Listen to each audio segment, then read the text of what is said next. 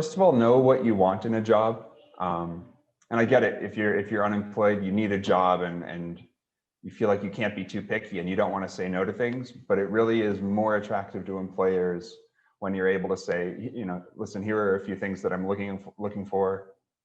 This is why I thought to apply to your position. Name something that you saw interesting on their job description. When you can do that, it really sets you apart from other job seekers. And so I would recommend being a little bit selective in where you're applying and know what you're looking for. I think, unfortunately, a lot of job seekers think they're limiting themselves by not applying to every single position, but I think you're limiting yourself by refusing to narrow it down at least a little bit. So that's one thing to think about for 2021.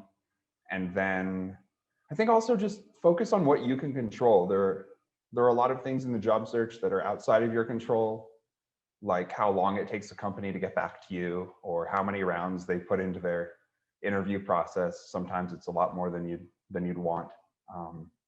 But I think you'll do best if you just focus on playing your game and doing the things you can control. So, how many people did you network with this week, or how are you tracking things and following up with those employers that are taking too long to get back to you, instead of getting angry and lashing out or showing frustration in your emails, things like that.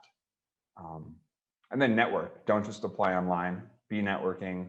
There are hundreds of people applying online for the average position. I think it's between 1 to 200, depending on what industry or whose study or data you look at. So that's really important.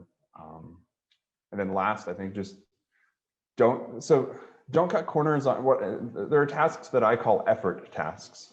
I would say don't cut corners on those effort tasks. For example, researching the company before your job interview. That doesn't take any talent. It doesn't take high intelligence or specific knowledge of the industry or anything. It's just go on Google News, type the company name, read a recent article, go in with a great question, go into your interview with a great question. You could say, I just read a news story about how you're launching a new product line of XYZ.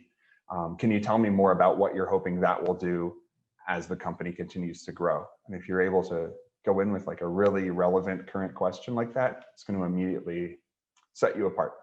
It's all effort. There's no talent there, in my opinion.